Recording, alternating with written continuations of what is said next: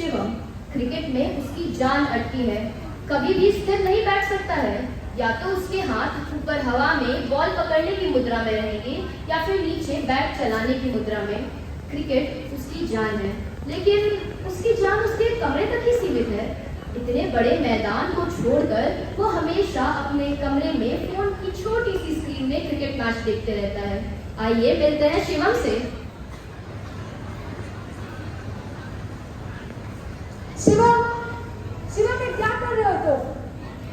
दिन भर मोबाइल और टीवी में लगे रहते हो, कभी अपने कमरे से बाहर निकल कर तो देखो। क्या मम्मी, आप फिर शुरू हो गए? अभी स्कूल से तो आए हैं, अभी पढ़ के तो आए हैं, और हाँ फिर से। बेटा मैं पढ़ने को नहीं कह रही हूँ, कम से कम अपने हाथ मुंह धो लो, अपने स्कूल की पोशाक उतार लो। मम्मी प्लीज थोड़ी देर और। बेटा कम से कम खाना तो खा लो। मम्मी प्लीज बस थोड़ी देर और। अच्छा ठीक है, बस थोड़ी देर।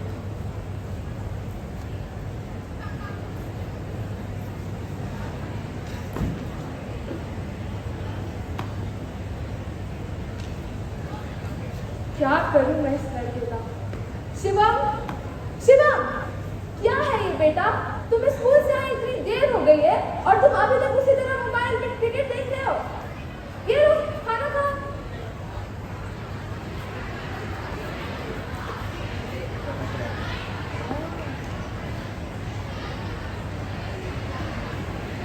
उदास क्यों बैठी हो? क्या बताऊं मैं आपको, पता नहीं है शिवम को क्या हो गया है। दिन भर बस मोबाइल में क्रिकेट देखता रहता है, कभी किसी और चीज में ध्यान ही नहीं लगाता है। मैं क्या बोलूं इस लड़के को अब। शिवम क्रिकेट को लेकर इतना दीवाना हो रखा है कि मतलब दिन भर बस क्रिकेट क्रिकेट और कुछ वो सोचता ही नहीं है। मुझे उसकी बहुत चिंता हो रही है। ना वो क्रिकेट मैदान में जाकर खेलता है और ना ही किसी और चीज में ध्यान लगाता है। कैसे ये 10 साल की उम्र से लड़का क्रिकेट के सारे रिकॉर्ड्स याद रख लेता है। यह विश्व के हर एक खिलाड़ी की कमियों और खूबियों के बारे में दिन रात बातें करता रहता है। समझाइए आप उसको, मैं थक गई हूँ ये सब देखकर। तुम चिंता मत करो, मैं उसे समझाता हूँ। तुम्हें मैदान पर जाकर खेलना पड़ेगा, अभ्यास करना पड़ेगा, मेहनत करनी पड़ेगी, तुम्हें जी जान लगाना पड़ेगा। हाँ पापा, मैं समझ गया। ठीक है। कतरा जाता, वह जवाब न देता और अगर बोलना बहुत जरूरी होता तो खींच कर कहता, मैं क्रिकेटर बनूंगा। लेकिन क्रिकेटर बनने वाले तो कोई लक्षण ही नहीं थे उसमें। कमरे से बाहर जाता नहीं था, मैदान में अभ्यास करता नहीं था। लगता है और मेहमान आ गए। और बताइए सब ठीक है? और सब कैसे है? अरे शिवा बेटा, क्रिकेट खेल रहे हो? बेटा मैं जब भी आती हूँ देखती हूँ तुम अपने कमरे में ही बैठे रहते हो, रोज से बाहर नहीं क्या करो? अच्छा बेटा ये तो बताओ, आगे चल के क्या करोगे? कुछ सोचा है तुमने? अब तक तो तुमने सोच ही लिया होगा। चलो बताओ बताओ, बोलो। मैं क्रिकेटर बनूंगा। अच्छा क्रिकेटर बनोगे? सपोर्ट कर दिया। यह क्या क्रिकेटर बनेगा? मैदान पर जाकर तो खेलता ही नहीं है। टीवी और मोबाइल पर सिर्फ क्रिकेट देखने वालों का क्या ही होता है? वह कैसे क्रिकेटर बनेंगे? टीम इंडिया की टी शर्ट पहन करके और दिन भर अपने ड्राइंग रूम में बैठ करके बैट घुमाने से कोई थोड़े ना क्रिकेटर बन जाता है। उसके लिए मेहनत करनी पड़ती है।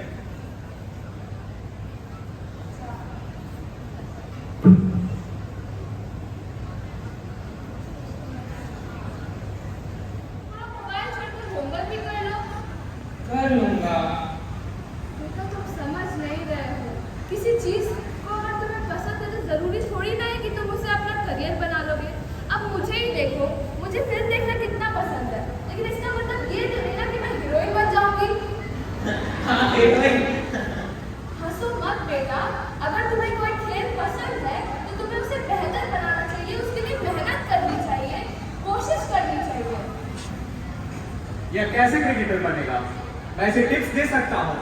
मैं इसे जब मैदान में जाकर के दौड़ने के लिए बोलता हूँ तब तो ये देर तक सोते रहता है।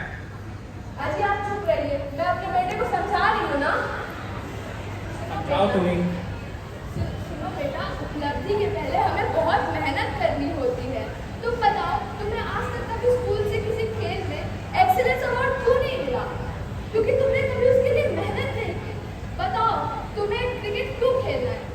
के लिए या एक्सीलेंस के लिए? माँ, मैं IPL में खेलूंगा। आप चिंता ना करें, मैं उसे करोड़ों पैसे कमाऊंगा और आप सभी को भी दूंगा। हे भगवान, क्या करूं मैं इस लड़के का? ठीक है बेटा, तुम क्रिकेटर बनो, हम तुम्हें कभी मना नहीं करेंगे, लेकिन तुम्हारा लक्ष्य पैसा नहीं होना चाहिए। तुम खेलो, अपने लिए खेलो, देश के लिए खेलो, लेकिन अभी तुम्हारा लक्ष्य पैसा है, क्रिकेट नहीं। तुम्हारी माँ बिल्कुल सही बोल रही है बेटा, तुम्हें ये बात समझनी होगी। माँ, पापा, मैं समझ गया हूँ आपने जो मुझे कहा। अब से मैं क्रिकेट और पढ़ाई दोनों पे ध्यान रखूंगा। आप दोनों ने तो मेरी आंखें ही खोल दी और मैं समझ गया हूँ अब पैसे ही मेरी लक्ष्य नहीं होनी चाहिए। धन्यवाद। लक्ष्य निर्धारित करने से पहले अपना और अपनी क्षमताओं का मूल्यांकन करें। दिशा उत्कृष्टता की दिशा में प्रक्रिया के बारे में जानकारी प्राप्त करें और अपना लक्ष्य चुनते समय जीवन परिस्थितियों के प्रति यथार्थवादी रहें। उत्कृष्टता प्राप्त करने की ओर ध्यान केंद्रित करें, न कि उपलब्धि से मिलने वाले और गलतियों से सीखने तथा प्रेरित करें। विकास और उत्कृष्टता की मानसिकता को बढ़ावा दें और उन्हें समय समय पर अच्छा करने की चुनौती देती रहें। सबसे महत्वपूर्ण यह याद रखना है कि हर बच्चा खुद में एक अलग व्यक्तित्व है, उसकी अपनी ताकतें हैं, उसकी अपनी कमजोरियां हैं। हमें यह याद रखना है कि अपनी मंशाओं को बच्चों पे ना थोपें। याद रखें कि बच्चे समाज में ऊंचाई के लिए आपकी सीढ़ी नहीं हैं। धन्यवाद। Thank you so much, share किया। और मैंने पूछा कि मैम इस पर बच्चों का एक छोटा सा स्किट हो पाएगा कि नहीं। सो आज देख लिया मैंने, वेरी ब्रिलियंट स्टूडेंट्स, बहुत ही सुंदर तरीके से इन्होंने प्रस्तुति किया है। एक बार जोरदार तालियां इन सभी बच्चों को।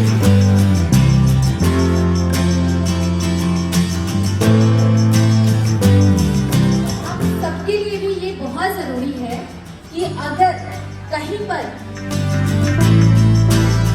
जी थोड़ा सा बच्चा हिंदी भी सीख गया रहता है